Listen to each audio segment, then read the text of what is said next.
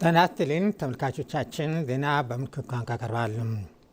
የኢትዮጵያ ሀገራዊ ምክክር ውጤታማ የሚሆነው ተመካካሪዎች ያለምንም ፍራቻና ገደብ እውነተኛ ስሜታቸውን በነፃነት ሲገልጹ በመሆኑ በሀሳብ ምክንያት ምንም አይነት ተጠያቂነት እንደማይኖር ኮሚሽኑ አረጋገጠ። በምክክሩ እየተሳተፉ ያሉ ወገኖች በቀረቡ አጀንዳው ላይ ሀሳባቸውን እያቀረቡና እርስ በርስ እየተቀራረቡ መምጣታቸውን በኮሚሽኑ እየተሰጠው መግለጫ ተመላክቷል። የኮሚሽኑ ዋና ኮሚሽነር ፕሮፌሰር መስፍን አርአያ በመግለጫቸው እንዳስገነዘቡት የምክክሩ ሂደት ፍሬያማ ሊሆን የሚችለው ተሳታፊዎች ያለምንም ፍራቻ ገደብ እውነተኛ ስሜታቸውን በነፃነት ሲገልጹ ነው። ለዚህም ሲባል ተሳታፊዎች በምክክሩ ወቅት በሚያነሱት ማንኛውም ሀሳብ ምክንያት ምንም አይነት ተጠያቂነት እንደማይኖርባቸውና ኮሚሽኑ ለዚህ ሙሉ ኃላፊነት እንደሚወስድ አረጋግጠዋል።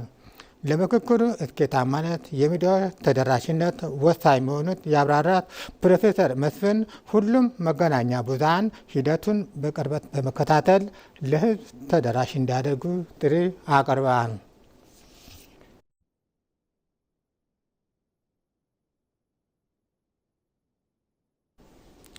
ኢትዮጵያ በርካታ ሃይማኖቶች የሚገኙበት አገር ናት። ሆኖም ግን በተለያዩ ጊዜያት በአማኞች ዘንድ የሚነሱ ጥያቄዎችና ልዩነቶች ላለመግባባት መንስኤ ሊሆኑ ይታያል። ይህንን ዘላቂ በሆነ መንገድ ለመፍታት እየተካሄደ ያለው አገራዊ ምክክር ሂደት የሃይማኖት ጉዳይን ከቤት አጀንዳ አንዱ አድርጎ ይዟል። አሁንም የተጀመረው ይህ አገራዊ የምክክር ጉዞ በሁሉም እምነቶች ዘንድ ድጋፍ ያገኘ ኢትዮጵያን የሚያጸናና ሕዝቦቿን ዳግም የሚያስተሳስር በመሆኑ ሂደቱ ስኬታማና ዘላቂ እንዲሆን የእምነት ተቋማት መሪዎቻቸው ሚናቸውን በአግባቡ እንዲወጣ ተጠይቋል። የሃይማኖት ተቋማት ሚና በሀገር ግንባታ ላይ ከፍተኛ ድርሻ እንዳለው በመጠቆም ሃይማኖቶችና የሃይማኖት አባቶች እርስ በርሳቸው ሲፈቃቀሩና ሲከባበሩ ለሀገር እጅግ እንደሚበጅ ተገልጿል።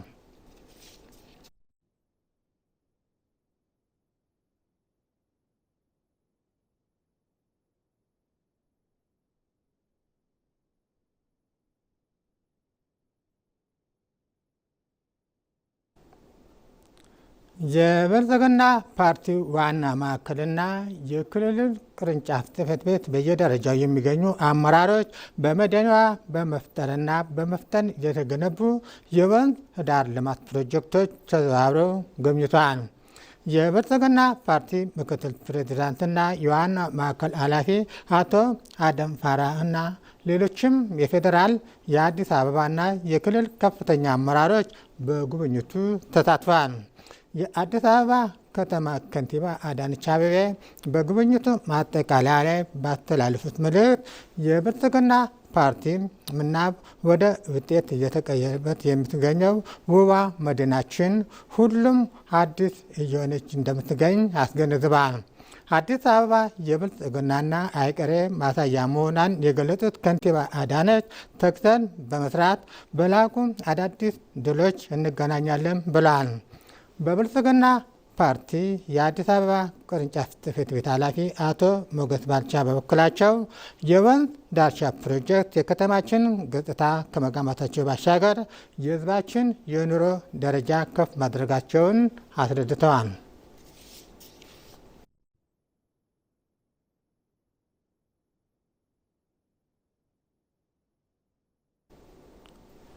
ኢትዮ ቴሌኮም የዲጂታል ኢትዮጵያ ራዕይን ለማሳካትና ከሀገር ውጭ ያሉ ገበያዎችን ለመቀላቀል አልሞ ባቀደው የ3 ዓመት ንግሥት ሆራይዘን ስትራቴጂ አማካኝነት በ2018 በጀት ዓመት የላቀ አፈጻጸም አስመዝግቧል።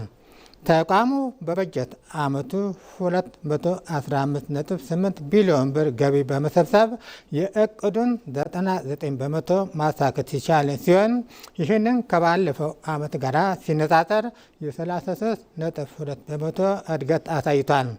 በተጨማሪም የደንበኞችን ቁጥር ወደ 90.1 ሚሊዮን በማሳደግ የእቅዱን 101.7 በመቶ ያሳካ ሲሆን 195 አዳዲስ አገልግሎቶች አስተዋውቆ አጠቃላይ የአገልግሎቶችን ብዛት ወደ 475 አድርሷል። ለአስተማማኝ መሰረተ ልማትና ቴክኖሎጂ ማስፋፊያ 75.66 ቢሊዮን ብር ኢንቨስት ያደረገው ተቋሙ 603 አዳዲስ የሞባይል ጣቢያዎች በመገንባት ጠቅላላ ጣቢያዎች 10,613 አድርሷል።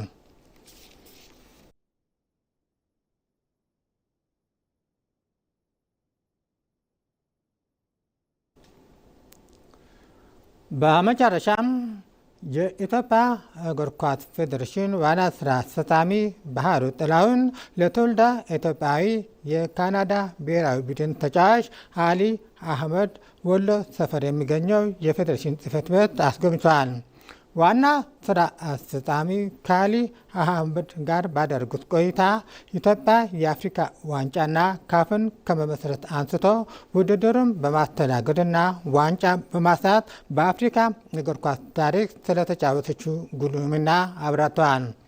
በኢትዮጵያ እግር ኳስ ፌዴሬሽን በዋና ጸሐፊነት እንዲሁም በካፍ ፕሬዝዳንትነት ለረጅም ጊዜ የመሩት የአፍሪካ እግር ኳስ አባት አቶ ይድነቃቸው ተሰማ ካፍ አሁን ለያዘው እቅድ የነበራቸው ሚና አስረድተዋል።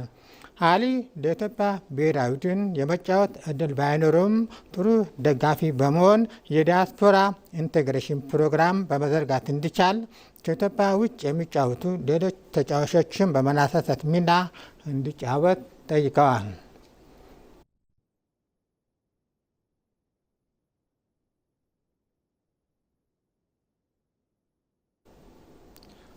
ዜና ባበቃ። ከቀሪ ፕሮግራሞቻችን ጋር መልካም ቆይታ ነው።